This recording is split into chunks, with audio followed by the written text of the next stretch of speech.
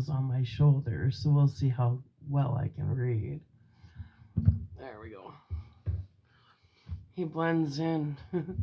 He blends in with black sweater. See? There he is. Can you say hi?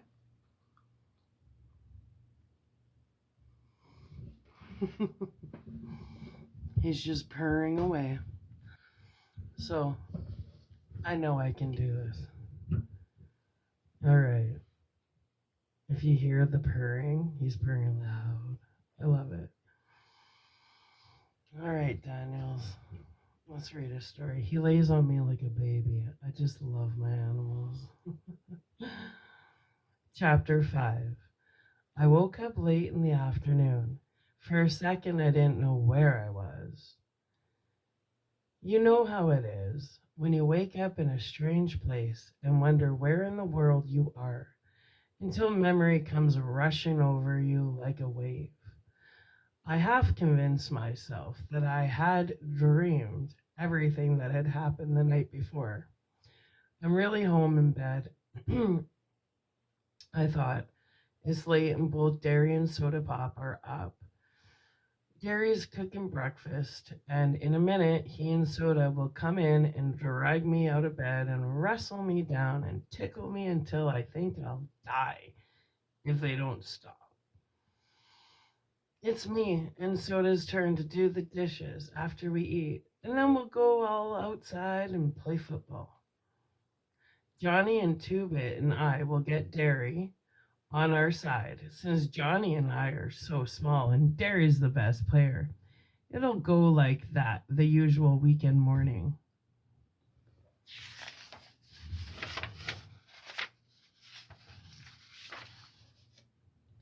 Telling myself that while I lay on the cold rock floor, wrapped up in Dolly's jacket and listening to the wind rushing through the trees' dry leaves outside. Oh, you going away? Yep, he's out of here. On his tail. Daniels. Finally, I quit pretending and pushed myself up. I was stiff and sore from sleeping on that hard floor, but I had never slept so soundly. I was still groggy.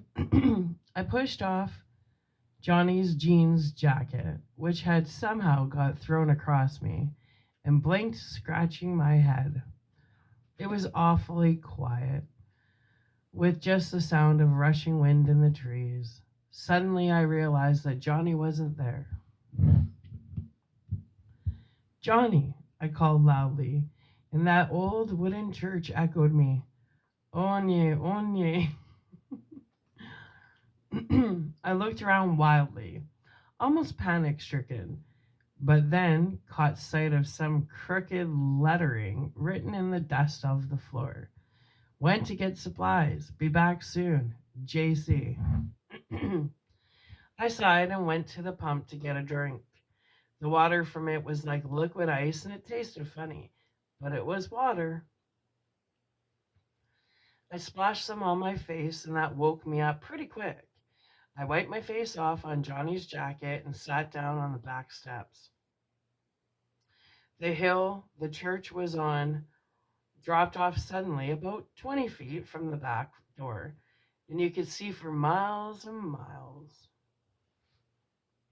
It was like sitting on the top of the world. When you haven't got anything to do, you remember things in spite of yourself. I could remember every detail of the whole night, but it had that unreal quality of a dream. It seemed much longer than 24 hours since Johnny and I had met Dally at the corner of Pickett and Sutton. Maybe it was. Maybe Johnny had been gone a whole week and I had just slept. Maybe he had already been worked over by the fuzz and was waiting to get the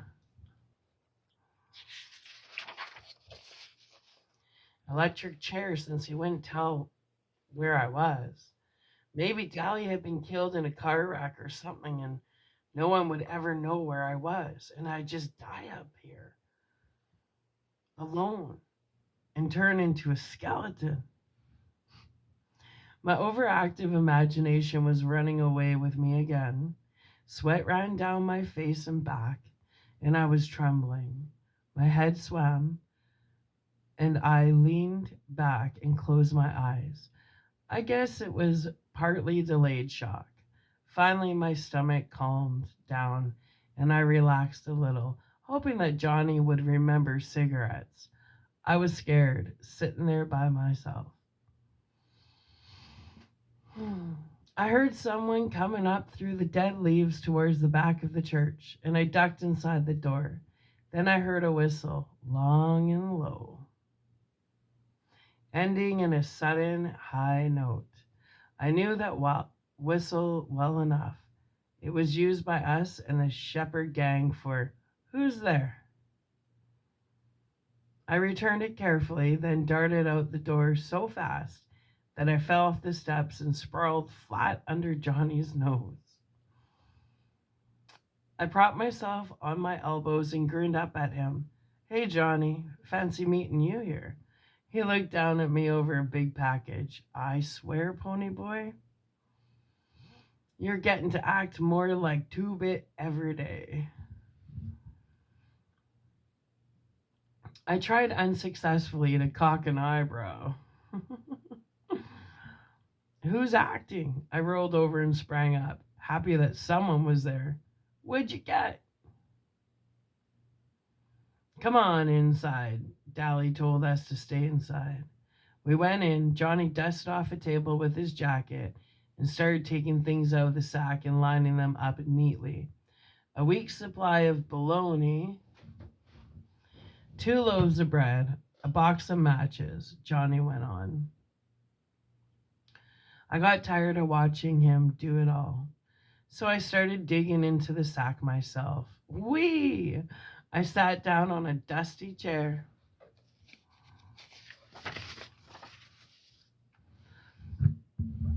and stared. A paperback copy of Gone with the Wind. "How'd you know I always wanted one?" John reddened. "I remember you saying something about it once, and me and you went to see the movie. Remember? I thought you could maybe read it out loud and help kill time or something." "Gee, thanks." I put the book down reluctantly. I wanted to start it right then. Peroxide? A deck of cards? Suddenly I realized something. "Johnny, you ain't thinking of..." Johnny sat down and pulled out his knife. "We're going to cut our hair, and you're going to bleach yours." He looked at the ground carefully. "They'll have our descriptions in the paper. We can't fix them." Oh no. My hand flew to my hair. "No, Johnny, not my hair." It was my pride. It was long and silky, just like Soda's, only a little redder. Our hair was tough. We didn't have to use much grease on it. Our hair labeled as greasers, too. It was our trademark. The one thing we were proud of. Maybe we couldn't have Corvairs or Madras shirts, but we could have hair. I think it was that saying, "A good friend never lets her friend cut their hair." Anyway, okay. We have to anyway if we get caught. You know, the first thing the judge does is make you get a haircut and get a real job. "I don't see why," I said sourly. Dally could just as easily mug somebody with short hair." "I don't know either. It's just a way of trying to break us. They can't really do anything to guys like Curly Shepherd or Tim. They've had about everything done to them, and they can't take anything away from them because they don't have anything in the first place. So they cut their hair." I looked at Johnny imploringly. Johnny sighed. "I'm going to cut mine too and wash the grease out, but I can't bleach it. I'm too dark skinned to look okay blonde." "Oh, come on, pony boy," he pleaded. It'll grow back."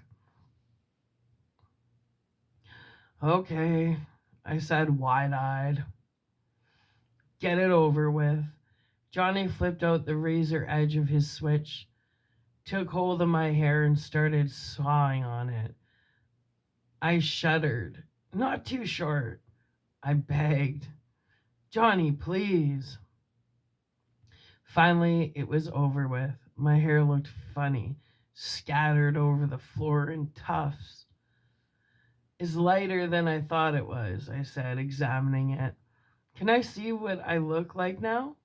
No, Johnny said slowly, staring at me. We gotta bleach it first. After I sat in the sun for 15 minutes to dry the bleach, Johnny let me look into the old cracked mirror we'd found in a closet. I did double take. My hair was even lighter than soda pops. I never combed it to be this. I'd never combed it to the side like that.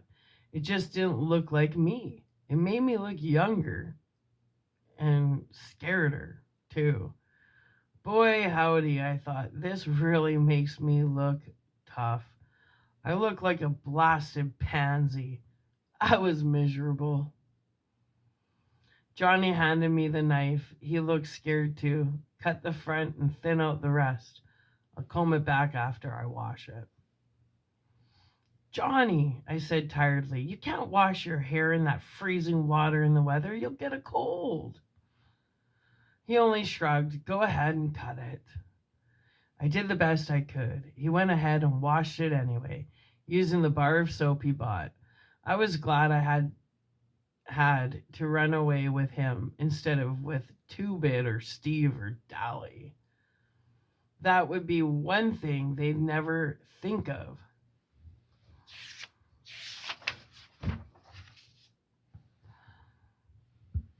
That'd be one thing they'd never think of. Soap. I gave him Dolly's jacket to wrap up in, and he sat shivering in the sunlight on the back steps, leaning against the door, combing his hair back.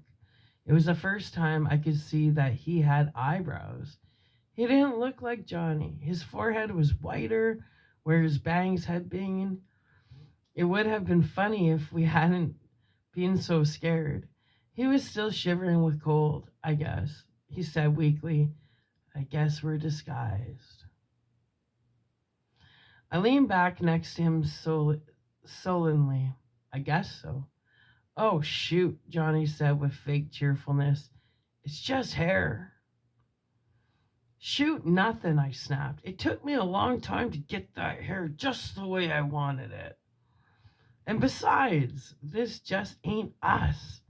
It's like being in a Halloween costume we can't get out of. Well, we got to get used to it, Johnny said with finality. We're in big trouble, and it's our looks or us. I started eating a candy bar. I'm still tired, I said.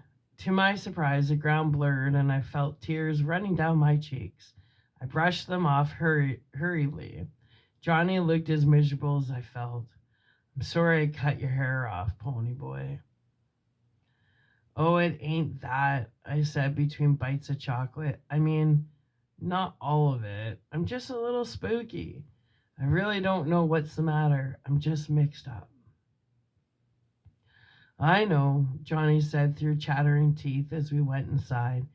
Things have been happening so fast. I put my arm across his shoulders to warm him up. Two-Bit should have been in that little one-horse store. Man, we're in the middle of nowhere. The nearest house is 2 miles away. Things were laying out wide open. Just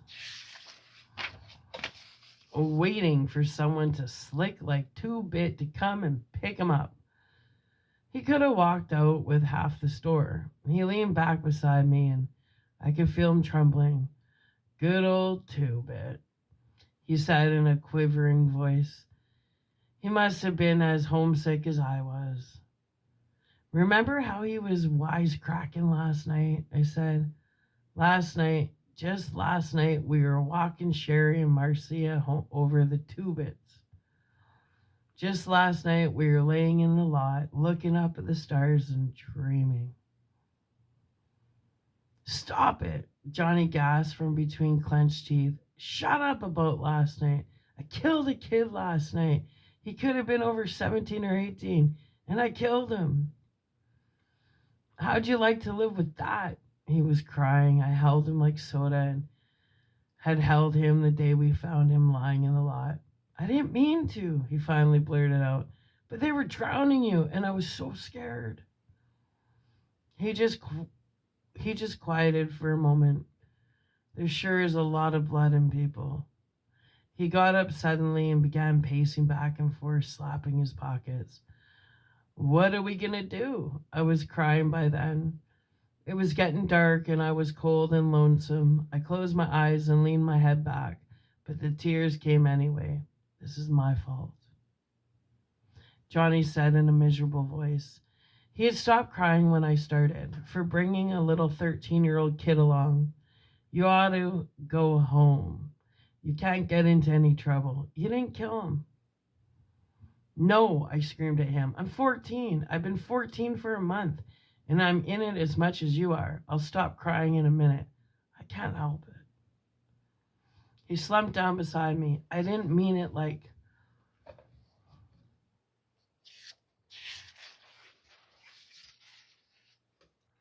that, Pony boy. Don't cry, Pony. We'll be okay. Don't cry. I leaned against him and bawled until I went to sleep. I woke up late that night. Johnny was resting against the wall, and I was asleep on his shoulder. Johnny, I yawned. You awake? I was warm and sleepy. Yeah, he said quietly. We ain't gonna cry no more, are we? No, we're all cried out now. We're getting used to the idea. We're gonna be okay now. That's what I thought, I said drowsily. Then, for the first time since Dolly and I had sat down behind those girls at the nightly double, I relaxed. We could take whatever was coming now. The next 4 or 5 days were the longest days I had ever spent in my life. We killed time by reading Gone with the Wind and playing poker. Johnny sure did like that book, although he didn't know anything about the Civil War and even less about plantations. And I had to explain a lot of it to him. It amazed me how Johnny could get more meaning out of some of that stuff in there than I could. I was supposed to be the deep one. Johnny had failed a year in school and never made good grades. He couldn't grasp anything that was shoved at him too fast. And I guess his teachers thought he was just plain dumb. But he wasn't. He was just a little slow to get things, and he liked to explore things once he did get them. He was especially stuck on the Southern gentlemen, impressed with their manners and charm. I bet they were cool old guys, he said, his eyes glowing, after I had read the part about them riding into sure death. Because they were gallant. They remind me of Dolly. Dolly, I said, startled. Shoot, he ain't got any more manners than I do. And you saw how he treated those girls the other night. So does more like them Southern boys. Yeah, in the manners bit, and the charm too, I guess, Johnny said slowly. But one night I saw Dolly getting picked up by the fuzz, and he kept real cool and calm the whole time.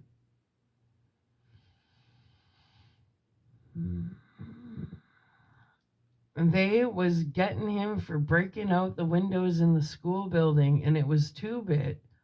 Who did that? And Dolly knew it, but he took the sentence without batting an eye or even denying it. That's gallant. That was the first time I realized the extent of Johnny's hero worship for Dolly Winston. Of all of us, Dolly was the one I liked the least. He didn't have Soda's understanding or dash or Two-Bit's humor or even Derry's Superman qualities. But I realized that these three appealed to me because they were like the heroes in the novels I read. Dolly was real. I liked my books and clouds and sunsets. Dolly was so real. He scared me. Johnny and I never went to the front of the church. You could see the front from the road, and sometimes farm kids rode their horses by on their way to the store. So we stayed in the very back, usually sitting on the steps and looking across the valley. We could see for miles, see the ribbon of the highway and the small dots that were houses and cars. We couldn't watch the sunset since the back faced east, but I loved to look at the colors of the fields and the soft shading of the horizon. One morning I woke up earlier than usual. Johnny and I slept huddled together for warmth. Gally had been right when he said it would get cold where we were going.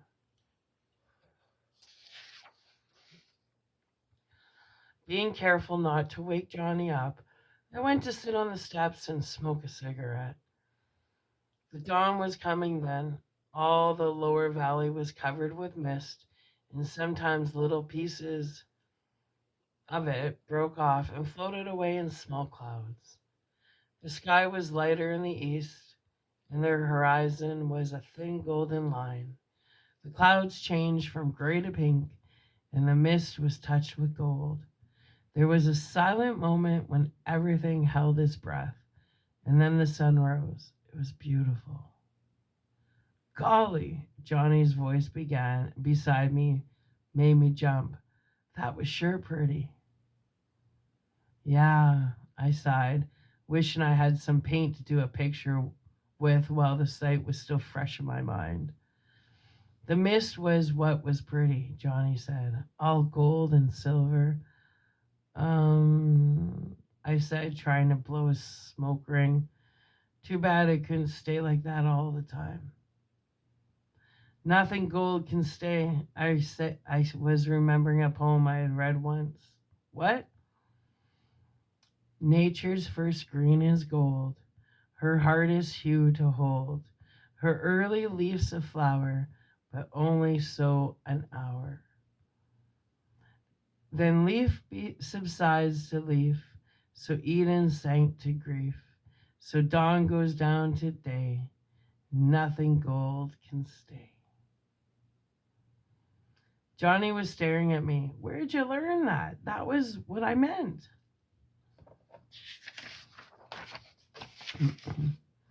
Robert Frost wrote it. He meant more to it than I'm getting, though. I was trying to find the meaning the poet had in mind, but it eluded me. I always remembered it because I never quite got what he meant by it. You know, Johnny said slowly, I never noticed colors and clouds and stuff until you kept reminding me about them. It seems like they were never there before. He thought for a moment. Your family sure is funny. And what happens to be so funny about it? I asked stiffly. Johnny looked at me quickly. I didn't mean nothing. I meant, well, sorta kinda looks like your mother did. But he acts exactly like your father. And Derry is the spitting image of your father. But he ain't wild and laughing all the time like he was. He acts like your mother. And you don't act like either one. I know, I said. Well, I said, thinking this over, you ain't like any of the gang. I mean, I couldn't tell Two Bit or Steve or even Derry about the sunrise and clouds and stuff. I couldn't even remember that poem around them. I mean, they just don't dig. Just you and Soda Pop, and maybe Sherry Valance. Johnny shrugged. Yeah, he said with a sigh. I guess we're different. Shoot, I said, blowing a perfect smoke ring. Maybe they are. Right? Right. By the fifth day, I was so tired of bologna, I nearly got sick every time I looked at it. We had eaten all of our candy bars in the first 2 days. I was dying for a Pepsi. I'm what you might call a Pepsi addict. I drink them like a friend, or I drink them like a fiend and a friend, I guess.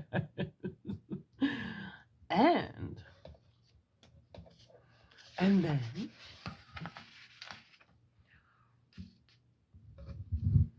and going for 5 days without one was about to kill me.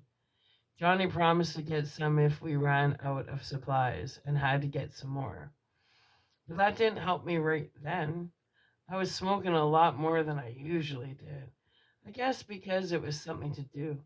Although Johnny warned me that I would get sick smoking so much. We were careful with our cigarettes. If that old church ever caught fire, there'd be no stopping it. On the fifth day, I had read up to the Sherman siege of Atlanta in Gone with the Wind. Owed Johnny $150 for the poker games. Smoked 2 packs of Camels, and as Johnny had predicted, got sick. I hadn't eaten anything all day, and smoking on an empty stomach didn't make you feel real great. I curled up in a corner to sleep off the smoke. I was just about to sleep when I heard, as if from a great distance, a low, long whistle that went off in a sudden high note. I was too sleepy to pay it any attention, although Johnny didn't have any reason to be whistling like that. He was sitting on the back steps trying to read Gone with the Wind.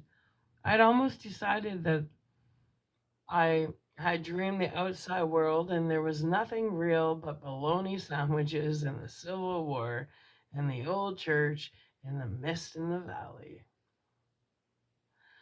It seemed to me that I had always lived in that church, or maybe lived during the Civil War and had somehow got transplanted. That shows you what a wild imagination I have. A toe nudged me in the ribs. "Glory," said a rough but familiar voice. "He looks different with his hair like that." I rolled over and sat up, rubbing the sleep out of my eyes and yawning. Suddenly I blinked.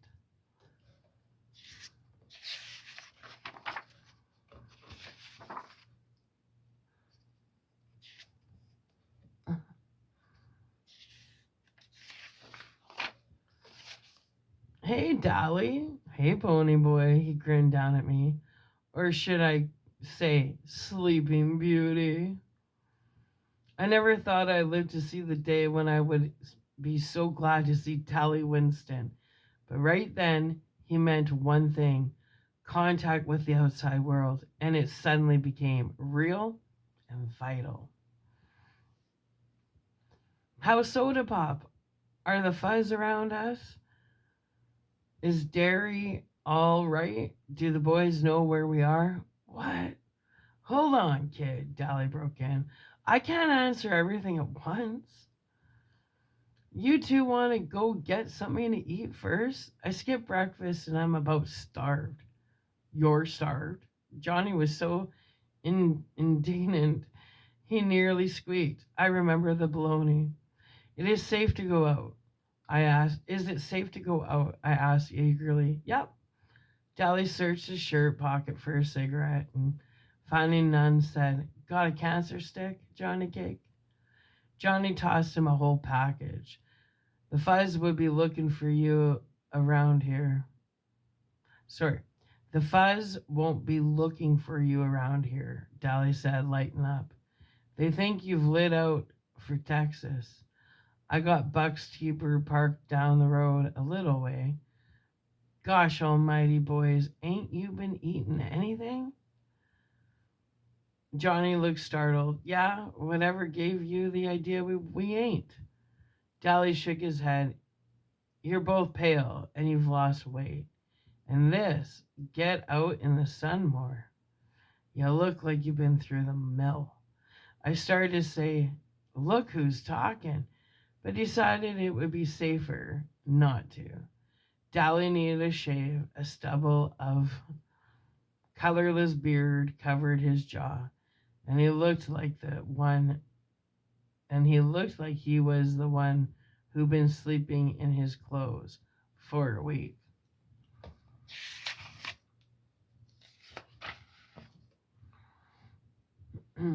Instead of us. I knew he hadn't seen a barber in months, but it was safer not to get mouthy with Tally Winston. Hey, Pony Boy, he fumbled with a piece of paper in his back pocket. I got a letter for you. A letter? Who from? The president, of course, stupid. It's from Soda. Soda Pop? I said, bewildered. But how did he know? He came over to Buck's a couple of days ago for something and found that sweatshirt. I told him I didn't know where you were. But he didn't believe me. He gave me this letter and half his paycheck to give you. Kid, you ought to see Derry. He's talking the mighty hard. I wasn't listening. I leaned back against the side of the church and read, Pony Boy. Well, I guess you got in some trouble, huh?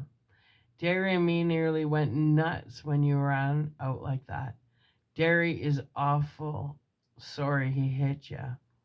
You know he didn't mean it. And then you and Johnny turned up missing, and what's with that dead kid in the park and Dally getting hauled into the station? Well, it scared us something awful. The police came by to question us, and we told them as much as we could.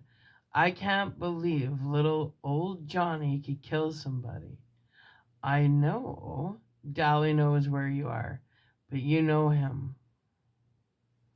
He keeps his trap shut and won't tell me nothing. Derry hasn't got the slightest notion where you're at and is nearly killing him. I wish you'd come back and turn yourselves in, but I guess you can't since Johnny might get hurt. You sure are famous. You got a paragraph in the newspaper even. Take care and say hi to Johnny for us. Soda Pop Curtis. He could improve his spelling, I thought, after reading it through 3 or 4 times. How come you get hauled in? I asked Allie. Shoot, kid. He grins wolfishly. Them boys at the station know me by now. I get hauled in for everything that happens in our turf. While I was there, I kind of let it slip that you all were heading for Texas. So that's where they're looking. He took a drag on his cigarette and cussed it good naturedly for not being a cool. Johnny listened in admiration. You sure can get cuss good, hey, Dolly? Sure can, Dolly agreed wholeheartedly, proud of his vocabulary. But don't you know kids get to pick him up and bad habits? He gave me a hand rub on the head. Kid, I swear it don't look like you with your hair all cut off. It used to look tough. You and Soda have the coolest looking hair in town. I know, I said sourly. I look lousy, but don't rub it in. Do you all want something to eat or not? Johnny and I leaped up. You better believe it. Gee, Johnny said wistfully. It sure will be good to get into a car again. Well, Dolly drawled. I'll give you a ride for your money.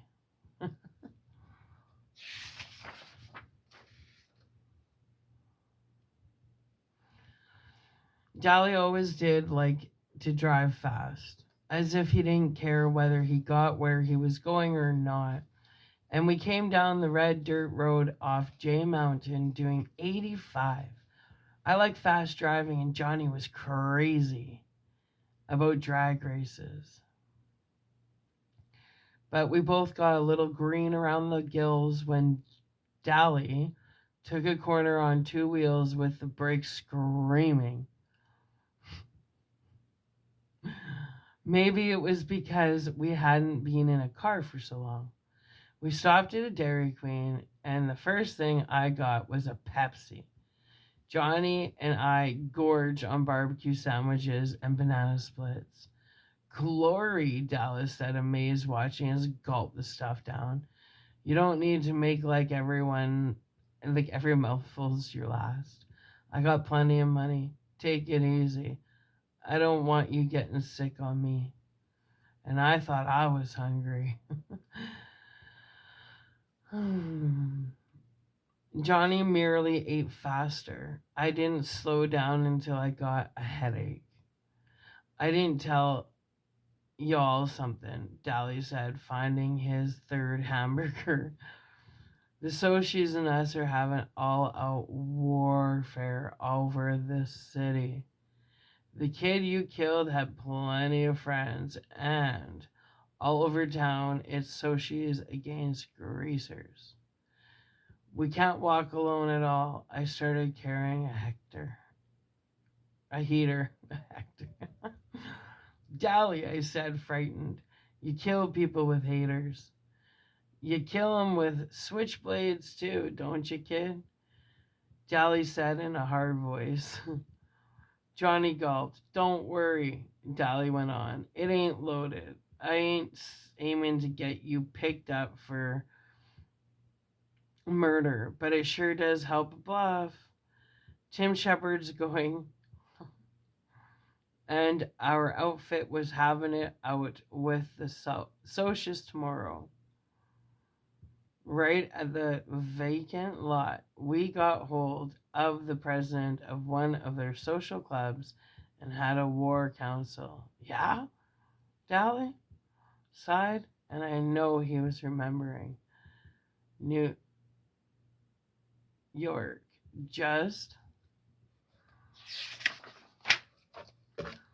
like the good old days. If they win, things go on as usual. If we do, they stay out of our territory, but good. 2-Bit got jumped a few days ago. Derry and me came along in time, but he wasn't having too much trouble. 2-Bit's a good fighter. Hey, I didn't tell you we got us a spy. A spy? Johnny looked up from the banana split. Who? The good-looking broad I tried to pick up the night you killed the Soch. The red-headed. Cherry was her name.